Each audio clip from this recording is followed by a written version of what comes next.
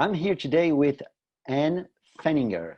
Thank you so much for joining us, Anne. You are the head of the PSA University, and it's a great pleasure to have you here to talk about the future of learning. Thank you for coming. Thank you very much for inviting me.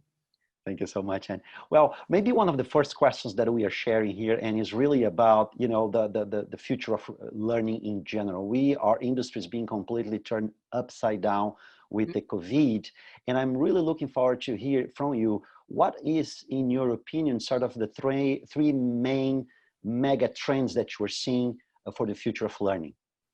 Okay, well, the first one is digitalization, for sure. For me, it has two aspects. The first one, it's the format of the training itself. For sure, we have developed the e-learning, but also virtual classes, and COVID has clearly accelerated it. For example, we weren't very used to have some managerial training or programs online, and we have developed all our programs online. So we are testing them from the first line manager to the high potential. We are really testing for every format. So this is one thing. Also with experts from some specific training internally. So using the digital material to be able to share. And here we will for sure have to optimize. But another part, and this is very linked also to my past because I used to work for marketing and digital, it's also making everybody aware of how digital is impacting us. So also knowing more about digital itself, and to make sure that everybody is aware either of the tools, either of the new technology, but also AI, data. When you are in marketing, it will be much more oriented about media, retargeting or whatever. But in general, I don't know any business or job today which is not impacted a little, at least by digital, even in industry. As in our plans, we also have some headsets, virtual headsets to learn or to practice. Also in the way we produce the car and so on. So finally, it's everywhere. So I think we will need to accelerate also the learning in this field. Yeah, that's definitely true. I think digitalization it's one of the main elements that are extremely important. And you mentioned that you are using VR, virtual reality, right? In your what sort of feedback can you give from those applications? Are you happy with the learning experiences that you're creating with VR today? Yeah, well, it's not directly university in charge of that. It's the industrial academy at PSA. So it's targeting plants mainly. And so, for example, you have some training about ergonomics to have the right posture when you are working. Also things about quality because you can represent the car in the headset. So there are different options and possibilities and much more other. And certainly we could imagine lots of things also for after sales. So it's really open, and there is a lot more to do, I guess, with this one. But the feedback were very good because in the end, it means that our workers do not feel that they are not concerned by digital, and finally they also need to use those tools. So that's great also to have them on board. Yeah. Absolutely. And how do you feel about, I mean, digitalization is really key, but what sort of difficulties and maybe issues that you are facing to improve the digital learning experience in your organization today? Well, sometimes the tools, because people are not so much used by using virtual tools. And so we have met some difficulties sometimes at the start because they do not have the right version and etc. or do not know the features and so on. So, but I think that here again, they have to use it for many trainings, especially with the barrier gesture, where we used it a lot because we wanted to have people trained before they were coming back to work. So we did it online. So at least they had to do it. And so here, well, anybody has to make the effort to discover the tool. And also because it's enabling us to have much more options, like working in subgroups, for example. We are using Adobe Connect, and it's also a nice way to have some interaction and being able to exchange with peers. So yeah, we insisted a little, thinking that it was worth testing the tools, because for the future it will for sure be very useful. Yeah. You mentioned a very important point, which I think is a sort of twist on what we are living now with virtualization, because we had a long time the e-learning issue going around, but now it's really not e-learning, right? It's really having a learning experience with interaction, with a lot of different dynamics that we used to have on face-to-face, bringing that to the digital. Exactly. From your And here we experience. noticed some very big differences because some were mastering those formats very well, and especially some of our partners. And when you have a training which is a little long, it's very important, in fact, to have some spaces to have interactive moments, to have polls, to have workshops, to be also interacting together on the screen. So yeah, this was really key in those formats, and I think it's something we need to learn. So here it's internally, as we were not so much used to using those tools, we were privileging clearly the face-to-face. We have now to teach finally our internal learners to use them and to do videos, to do interactions so that they can practice it this way too. And it will be even key in our company, and that's also one of the second point and trend that I have in mind, is that at Group PSA we are going to work remotely at 70% of our time. So this is going to be in the whole group, except for sure the plants, but it's going to be practiced at a very large scale. So in those conditions, as people are going to spend lots of time home or not at the office, we may need to use much more those tools, either for trainings, for meetings, also for e-learning. So for sure, it will also push the use of all those tools. And on the other hand, there is something else for the learning community to develop.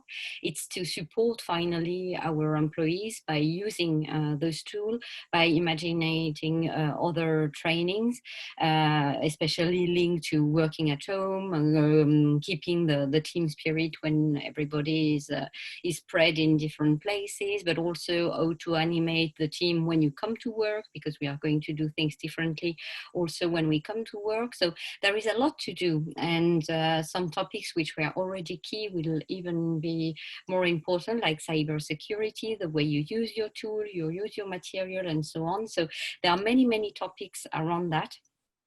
The training itself, the fact that they are working in their home, and that we make sure that they do it in the proper condition, that they optimize their social relation and so on. So we want to start very quickly, and we will go for a test and learn phase soon with that. But I think lots of other companies may follow us also in this remote working, and COVID unfortunately is also going to last for a little while. So I think there is a lot of things to imagine and to develop to support them. Yeah. Absolutely. And you think so? So what I hear is that digitalization is one mega trend. The second one is really working on topics that are very important for the transformation of the organizations today, like working remotely and facilitating your team collaboration at distance, right? That's Exactly. the second. Anything else? Any other mega trends that you are feeling that's going to be important in the future of learning? Yeah, I'm also thinking about the format and the communication, because we see more and more platforms developing some new contents, lots of video, more gaming, much more inspired also from the digital world again.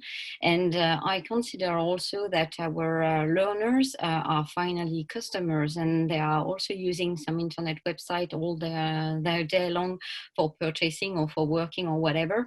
And I think they need to have the same level of offer when we provide something for them. So it's very important to have the right format, and you are much more successful when the format is interesting or appealing, whether often the LMS are a little traditional, and they do not look like Netflix for sure. So there is I think a lot to do in the way we package the offer, we communicate around the offer, we make the people feel that this topic has been thought for them, and so something more targeted, more personalized, and that we analyze a little more. So for me, all the marketing techniques are very interesting time to adapt to the learning in general by analyzing the data, seeing what people are interested in, targeting your learners. So I think there is also a lot to do in that, even if we see that things are moving, but I think it's still going to be an interesting trend to follow. Yeah. That's a great point, and honestly, we can definitely see your background in marketing coming up Yeah, there, for right? sure. Yeah. but but Yeah, it, but mm, but yeah, it is really important because and I think we're starting talking about learner experience. We are starting to talk about the learner journey and all those concepts that we usually use in marketing and that we are applying to the learner. Let me stay on that a little bit and ask you from that marketing perspective applied to learning. Do you see any best practice, any things that you're seeing either at PSA or other organizations that you think, wow, that's really interesting what those guys are doing? Any examples to illustrate that? marketing, well, there is already to know your learner, to see what is interested in, and to be able to recommend the right content according to what they have already done, or look-alike profile, and this is something we see already. Cornerstone has developed, for example, those features, and it's something we need to fine-tune, because you need also to detail your profile so that you are well known and you have the right push of information. It's also to target our communication. We tried to do it during this COVID period, and to email more than we were used to do the different population, either manager or by professions, also to make sure that we address the right topic to the right people. And here I think we can even do better.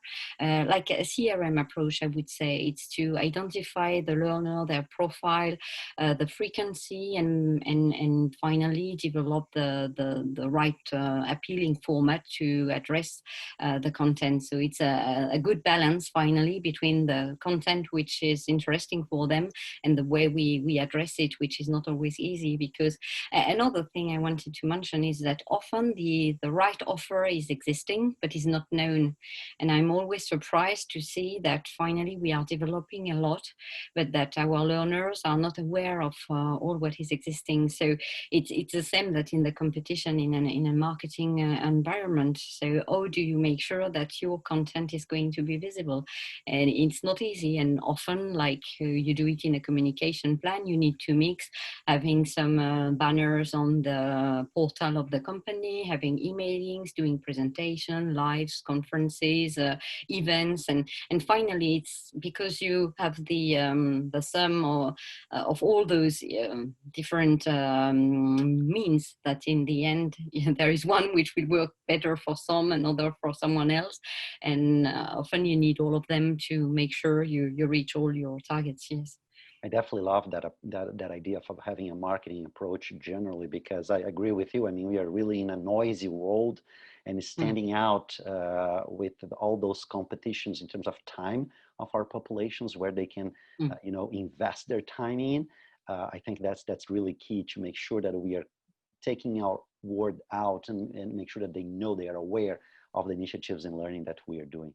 That's a Mm. fantastic point. But let me switch a little bit gears here and ask you something, because we talk a lot about tools and about formats and actions in terms of the learning experience. Let me talk about culture a little bit. I mean, we to evolve in that, we need also the people on top of the tools and the right environment. We need a organizational culture that values learning Mm. and values Yeah. that sort of experience, and so people can be curious, interested in looking for more ways to Mm. learn and grow. What is your take on that? What sort of initiatives you're seeing in terms of developing a learning organization or a learning culture that facilitates us to develop and grow in the future? Yes, we are. It's clearly a topic that we have in mind and we are working on for a couple of months now. And it's not so easy because often it's a question of time and priority. And as the automotive market is very challenged, we are very focused also on our results. And so it's not easy to say, please also take time to spend time learning, and this is key for you. So we had different initiatives. For example, produced a little film by using some key figures saying that lots of new jobs are not existing today and they will appear very quickly. So we should be continuous learner finally to be curious and to make your job evolve, because your job is going to evolve. It's maybe going to disappear, and then you will have to learn something else. And it's easier when you do it step by step. So we did this film. We also had an initiative by creating a learning account, saying to people, you have 7 days per year where that you can use for learning, but not learning in the training plan. Here it would be more some other initiatives, because I do not like so much using training. I prefer learning, because finally you can learn lots of things and tiny things every day. And for me, finally, listening to a conference, a MOOC, a video on internet, exchanging with a peer, benchmarking another company, it's for me a very good way to learn. So the idea was to motivate them to take time to have these actions, and that it's in their everyday life. And here again, it's not so easy to make sure that people feel they are allowed to do it. So we even did a little workflow so that the manager can validate it and say, yes, I agree, and I think it's a good idea, but to make it really concrete. So for me, it was more the message finally we had behind, saying you are allowed at Group PSA to spend 7 days a year learning. So this was more for the message, saying for us it's key and we are supporting you in this idea. Some other division or have also some interesting initiatives, like spending the half day every Friday dedicated to learning. So here it's also peer-to-peer or internal trainers, or setting up some specific trainings. But the idea was to find a way to have an agenda for every week with some proposal, and make sure that people take time to learn. And I hope that this initiative is going to get deployed more widely in the company, because yes, I think it's only if concretely you tell everyone, yeah, we all together are going to spend a moment learning, and if all the division is doing it at the same time, it's great, because you will not have your colleagues say, please can you come in my meeting, because you will be all learning at this moment. And so I think it's a great idea. So again, it's test and learn. We try, we'll see if it's working, and at least we should try to find some little formats like that. But one other thing is key, I guess, is that the manager make it possible. So clearly we need to involve the manager. It's also messages we try to share during managing programs, saying they need to have a coaching posture to support their teams, and not to have such a top-down attitude and an old-fashioned managerial style.